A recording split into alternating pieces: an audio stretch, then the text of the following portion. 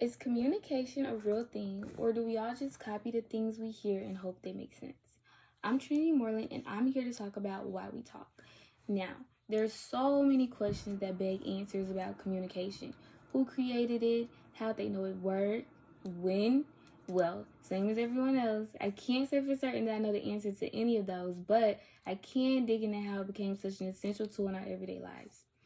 It ranges from basic needs, like saying if you're hungry or feeling sick, to larger issues such as stopping world wars, murders, and the list goes on and on. As I mentioned before, communication can help thoroughly, not only with our basic needs, but our more complicated needs as well. When I say our more complicated needs, I mean the ones that are emotional or mental, the ones that aren't always straightforwardly said or even known in most cases.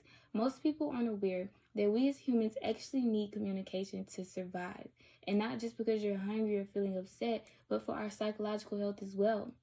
I know the big words probably go in one ear and out the other, but in simpler terms, when your parent or partner comes home and they sit and talk about their day, or when you walk in work every day and that one coworker walks and talks with you, those moments are essential to our psychological health, which is why you may or may have not noticed that there could be a peculiar feeling when it doesn't happen, or they're just a couple of minutes behind schedule.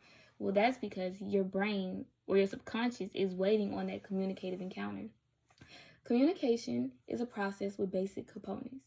Does that sound familiar? I've definitely heard it countless times, but what does that really mean? Well, try taking a look at the interaction model of communication. It shows communication as a two-way street, so to speak.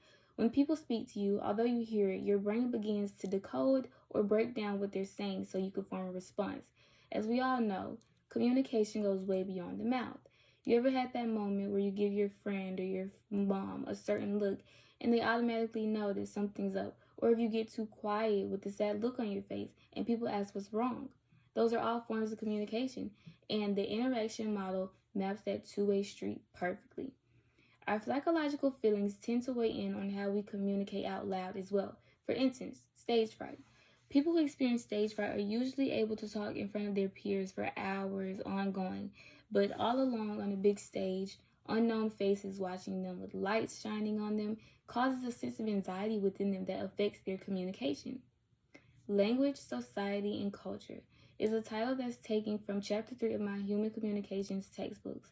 I feel that this subject almost ties everything that I've said into one. It brings communication as a whole together. Of course, there are so many different languages around the world: English, Spanish, French, and so forth, but all of those languages have further breakdowns of the formal language. For example, English breakdown in today's world would be AAVE or Ebonics. I'm not sure what Spanish or French people would refer to theirs as. However, my high school Spanish class definitely showed me that it very well does exist. These different slangs both diversify as well as connect us to others in the world around us. Like, Ebonics is commonly perceived as a cutoff or non-pronunciation of words, when it's in fact the exact opposite. It's a whole language. Certain words in the Ebonics dictionary change meanings, like cap.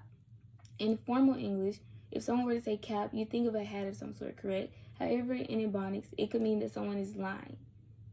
As well as other English-speaking states have their own terms for which they have changed definitions in the Ebonics dictionary. Like Florida, they use the word jit, which in formal language is an abbreviation for just in time, but in Florida, it refers to a young person, most commonly a younger female.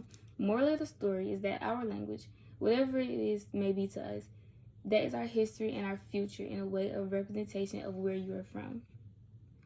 I would hope that after listening to me ramble that you learned something. I most certainly did, and I will definitely continue this path of learning about why we talk and say the things that we do. Because communication is a huge centerpiece of everyone in their daily lives, so you can never know too much about it.